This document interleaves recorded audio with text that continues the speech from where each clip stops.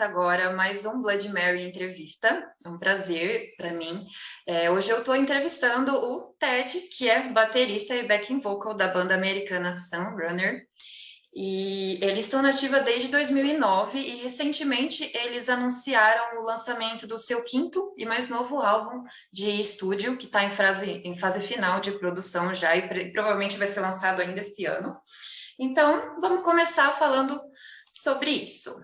So, Ted, let's start talking about the new album. When everything started, the production, I saw that it was recording in Sweden, Stockholm, right?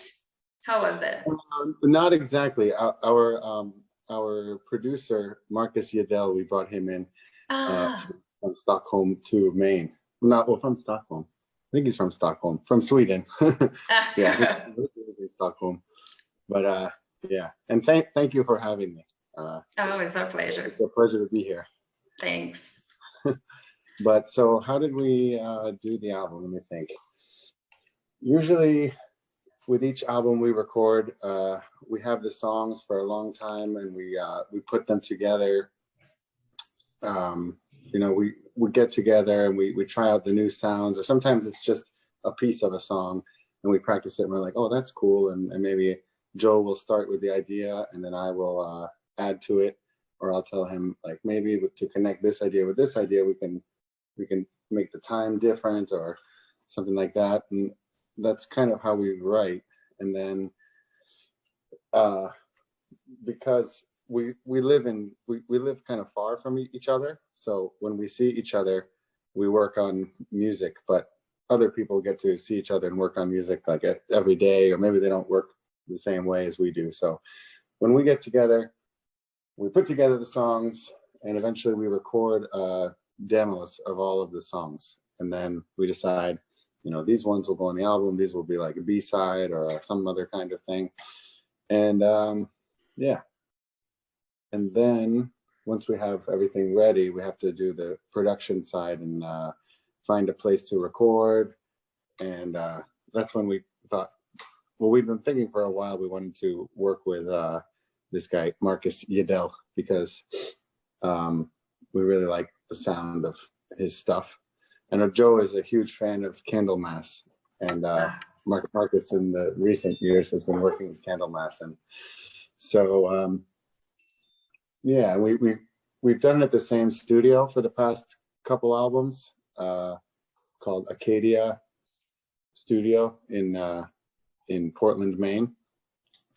And so yeah, we're used to the place and we're used to some of the people. We had to meet Marcus for the first time, so when we first yeah, I had to pick him up from the airport and I didn't know who this guy was. It's like some producer from Sweden I have to get from the airport, but yeah, he's a really sweet guy and really good guy to work with. And so then we got him a place to stay for a week, like an Airbnb. And we we went into the studio, we got all the sounds, we got everybody together. And then we just went song by song, getting just the basics. There's some other parts we were going to overdub after, but just to get like the live room sound with the whole band. And yeah, it's every time you make an album, it's a different and sort of more involved experience because you learn more and more each time. And yeah, so that's how we did it. Nice. The pandemic affected in something the recordings, the production of normal? Oh, it affected it. Actually, it started basically right after we finished with Marcus, the first part. Like when we had heard about this COVID when we first started recording, which was like a week before, and we're like, yeah, is it a serious thing or is it just something that will pass? And we didn't know. And by the time we left, we're like, oh, it's a good thing Marcus is getting on a plane now, because it seemed like everything was going to shut down. We didn't know what that would be like yet, but then it did. So otherwise Marcus could have been stuck in the US with us for like a month or who knows, a year. And What Yeah. are the lyrics talking about? Is the album following any kind of concept or no? Well, yes. All of our albums kind of, whether we try to or not, they have some kind of a lyrical consistency to them. And let me think of some songs. This one, it's called Sacred Art of Navigation. So like, for example, we talk about like the idea of like primitive man learning to navigate, making sense of the world, and kind of that, not necessarily primitive man, but you just think back like, 100 years, 1,000 years, 10,000 years. And, but also not only in a historical sense, but in the sense of like each person in their own lives is having to grow and discover their own world in themselves. So it's like, we're not that specific with the lyrics sometimes, or sometimes we are, sometimes we aren't, but it's not that clear what the concept. It's not really a concept album, I don't think. But actually, you could consider this album and the past two albums as a trilogy. Like this is the final. Now it makes sense. Yeah, it makes sense. I've got the shirt. Yeah, I was listening today. It's really awesome. Congratulations about it. I'm really anxious about the new album. Really. Oh yeah, it's gonna be cool. It's like it's kind of our most maybe intelligent album yet, or our most it's the most like what we wanted it to be like. You go into the album, the studio with something in mind, and you put it together, and you're working like it has to be different, has to be, you're trying to make it better. And this one, I think we're most mature, maybe not intelligent. Like we've matured a lot since our first album, I think. And by the way, I'm drinking SUNRUNNER beer. Oh, I didn't know that. Yeah, it's not made by us, but my friend here in Connecticut, close to New York City, has a brewery called Nod Hill Brewery where they make beer, and it's really good. And they asked, cheers. Cheers. It's not your beer, but it's good. I hope I'll try one day. What are you drinking?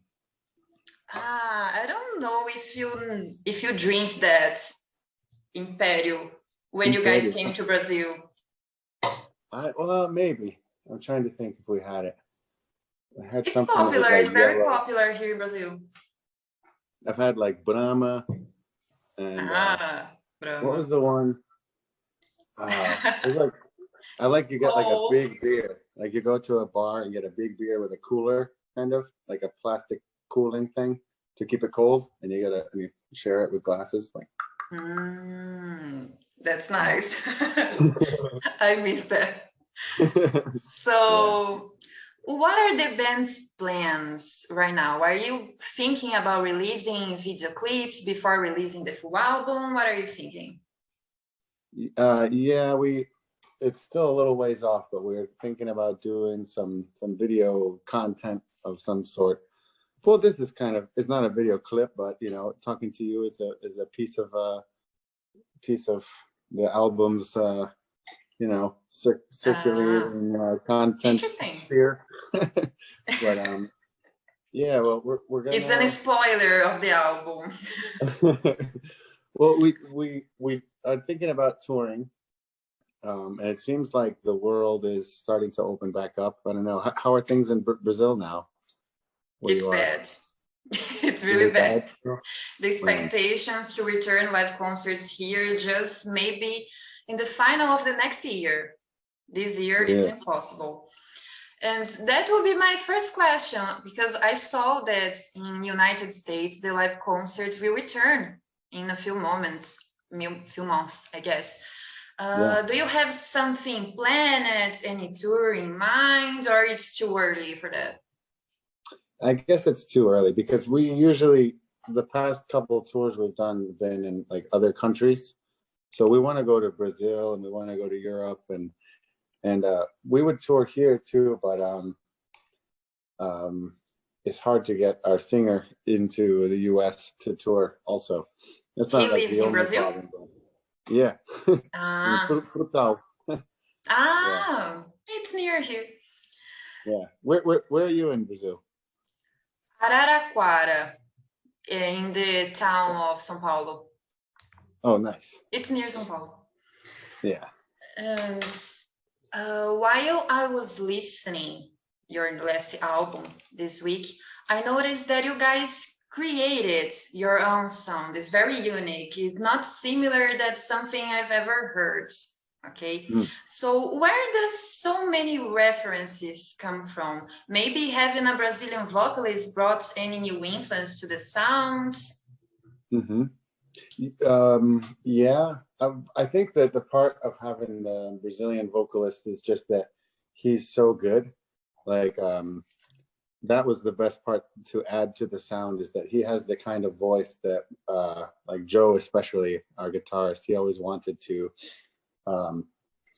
like, get a sound like that. You know, he's like, you should be like, and a lot of singers around here, at least, like they don't want to sing like that, or they don't have that kind of influence that they think that they should sing like that. So when we started looking for vocalists and we opened it up internationally, we had some, that's when we found Bruno, and we're like, wow, this guy can sing. But some of the other influences, I'd say there's a lot of Black Sabbath, there's a lot of Metallica, there's a lot of Rush, there's a lot of let me think, some stuff we just kind of make up. I don't know, it's like, it may be influenced, but it's not like we're really thinking of anything. I mean, but we like a lot of different stuff, and we like stuff that we disagree about, you know, in turn within the band. I like something, Joe doesn't like it, but the influence is still there. It's always the same, right? Yeah. We have different minds, so it's difficult. But I know that you like to use different instruments during the records. Did you use anything different in this album? Not that I know of yet. Because yeah, at least I'm trying to think, do we use anything different? We maybe not as much as in the other albums. It's more like raw, classic sound, maybe. Roots. But then we might have put some stuff, because Joe plays bouzouki, which is a it's like 8-string kind of. There's an Irish version and there's a Greek version. I think he has a Greek one that's got like. It's an awesome instrument. Yeah. We like that sound, and also the way that different instruments can create a mood, you know, like it sounds like you're in some den in like the Arab deserts, and it's like, you're like, ooh, what's going on here? And it's like, you know, what the fuck? Yeah. So we probably are going to have some stuff like that. I'm trying to think if we already put it. Oh, actually, yes. Oh, I'm sorry. There is. There's I remember recorded some stuff with like triangle with like cymbals and stuff, like percussion overdubs, and so yeah, there'll be some stuff like that, I'm sure. Oh, very interesting. So you already say a little bit about it in the beginning. So what's the differences between your last record and the newest one? I think maybe the newest one is more like poppy, not in a bad way, more or maybe more easy to listen to for the average person. I wouldn't say poppy because it's not like pop at all, but it's like maybe it's a little more soft, maybe. Like what? It's a little more soft, maybe. Or even if some parts are heavier, because like yeah, it's probably a lot heavier actually. but I mean, like the songwriting wise, it's less weird maybe, or less I don't know. It's a little more musical than the last album, but also heavier. I'd say. Yeah, because and it's not really doomy. There's a bit more doom in the last album, but everything is high energy and like played with a passion, you know. Like that. Now I'll do you a question that I always do in every interview. So Ted, if you could define the album in only one sentence, which would it be? It would be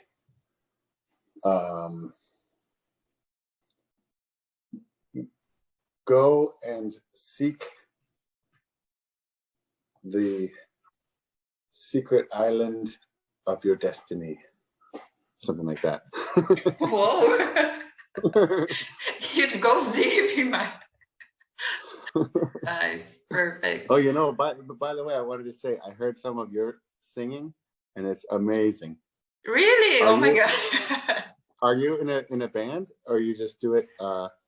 I already had a band. I was bass player, but as a vocalist right now, I'm just studying. But maybe in the future, yes. Yeah, maybe you should lay some vocals on one of our tracks, because it's really cool. It's like, yeah. I mean that. I don't know, the stuff I heard was kind of like death metal, I think, or black. Is it so? The difference between death metal and black metal is that black metal is more like, and death metal is more black metal. Yeah. I love that. Yeah. So let's talk about your tour here in Brazil. Did you guys enjoy it? I saw a lot of pictures of you guys drinking cachaça. Oh man, how was that? We had some. Well, the tour in Brazil was really. We had a great time, and it was so cool to get to play music in Brazil. In any other country is cool, but Brazil especially is really cool. And I've always dreamed of going to Brazil ever since I heard about what is Brazil as a little kid, you know, because it's such a beautiful place and so mysterious compared to here, you know, like the vibe. But in a way that we're kind of the same, you know, like America, well, like, you know, USA and Brazil, we have a lot of this similar. We have like our own like cowboys. We have our own like city people. Yeah, this kind of things is not usual for us. It's very different. Yeah. And but yeah, it's just to go around that part of the world. Like you look into the sky at night, and all the stars it's a different view. You know, it's like we don't see those stars. It's a little magic, right? Yeah, really, it's magical. Yeah, and I also like the cities and just walking around, like streets and just seeing life and seeing the different things going on. It seems like you can have a lot of fun in Brazil, and people could just want to party, and the people just love the music so much, which is like the best part, because people up here, I think maybe the public is different, I guess. Yeah, I think maybe if you're around, if it's warmer, then you want to have more fun. But we always have a cold winter, so it makes everybody like a little bit traumatized every year. So we're like, in the summer, we're like, let's have fun, you know, a little bit. Like, but in Brazil, even the summer is like too hot. The winter is like hot but nice. The winter here is also very hot. We almost don't have winter here. Yeah. So is there only snow in like a very small part of like south Brazil, or is there snow somewhere in Brazil in the mountains? Just, I guess, in one state in the south, only that. In the rest of the country, it's always hot. Always. Yes. Snow is beautiful, but it's also a pain in the ass. I never saw snow in my life. Oh yeah, you'd probably like it, but just to think like I have to live in this for a couple months, it's like, no thank you. But, yeah, I like it though. Yeah. You were born living like that. Yeah. So for you, it's natural. For us, it's, oh my God, it's no. Yeah. It's something magic for us. So, what? I was going to say, in Brazil, I remember the smell of, like, is it orange? Maybe orange trees or eucalyptus. Like when you drive down the highway, you get this smell like, wow. And it's like really cool. But then near you São Paulo, like near São Paulo, it's always always smells like orange. Always. Yeah. Yeah. My city is the worst in that. And then we saw like they burn in the middle of the road, like on the, not in the middle of the highway, on the side, they like burn the grass. They don't usually burn it up here. We're like, whoa, it's like you're driving, it's like big fire. Like, oh, okay. Here is natural. It's not a good thing. It's not right to do that, but it's natural. It happens all the time. It's probably like maybe they don't want to go and cut it down because it's too much. Yeah, it's easier to put fire in everything. Yeah. That's how we think. Yeah, I'm trying to think what other crazy stuff we saw in Brazil. Oh, it's a magical place. Birds, people, and and your food is so good. I mean, really? I don't know. Do you eat meat? Are you carnivore? Or do you only eat, the meat here is really awesome. Yeah, and even like on the side of the highway when you go to a rest place, they have like churrasco. Churrasco, classic. But here it's like McDonald's. The side of the road food is never good, but there you actually have like a very good meal, you know, and like coffee, espresso. You can't. We used to try to get espresso to go, and they're like, "What do you mean to go?" And we're like, "We want to take it," and they're like, "Here's a little cup," and it's like it's stronger, right? Oh yeah. It's very strong. Yeah, I like it, but I'm used to the American style coffee too, which I drink a lot. Yeah. How many concerts did you have here in Brazil? I think we had like 10 or maybe 8 nice. or something. Yeah, well, we played every night. I might be wrong. It's hard to something like that. It was like a bunch. I mean, we were there I think for like 13 or 12 days or something like that. And we went from Sao Paulo down to Minas Gerais and a couple of, I'm trying to remember all the names of the cities we played in. We were in like Votorantim and Sorocaba. And then it's near, it's almost the side of my country, my city. Right. Yeah. So that's a cool area. Yeah, I hope I come back. And we were in, I will ask about it. Are you guys planning to return after the pandemic is over? Yes. Even during, because we're, at least I'm vaccinated. So I'll come right now. Please. But yeah, I would love to. Hopefully that everything gets sorted out quick.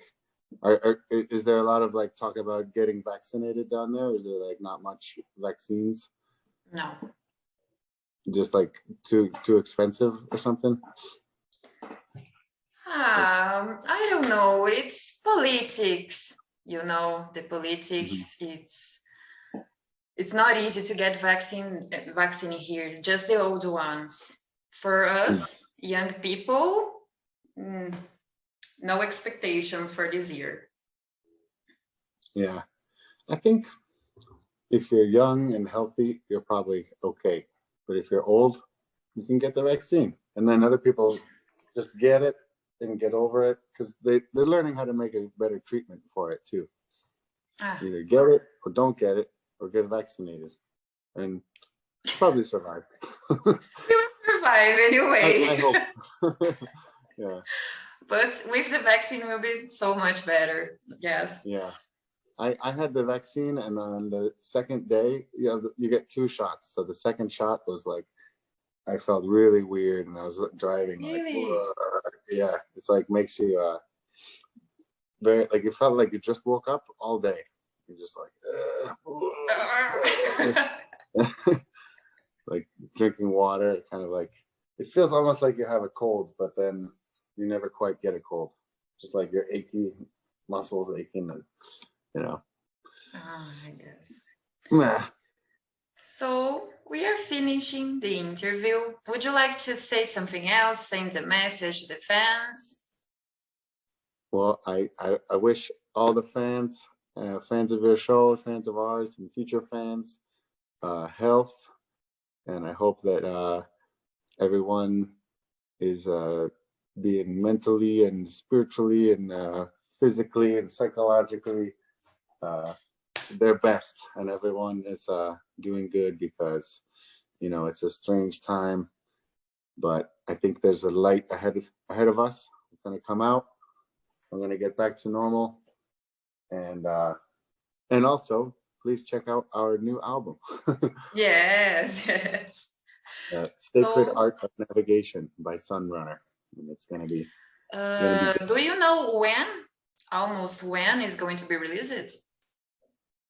I can hesitate to say in the winter, spring, summer, fall, or maybe in the fall, outono, ou pode ser o próximo season depois, mas pode ser mais pronto. Não sabemos. Sim, é difícil completar o todo, o final. O último 10% é 90%. Does that make sense? Sim. It makes sense.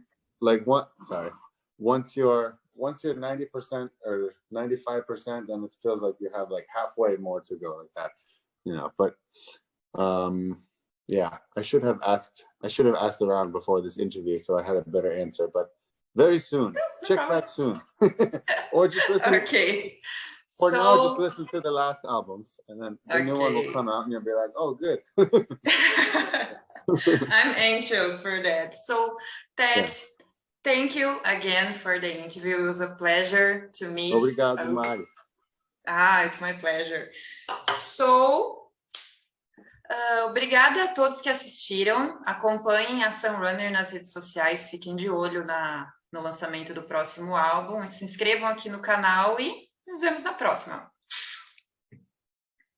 Rock and roll.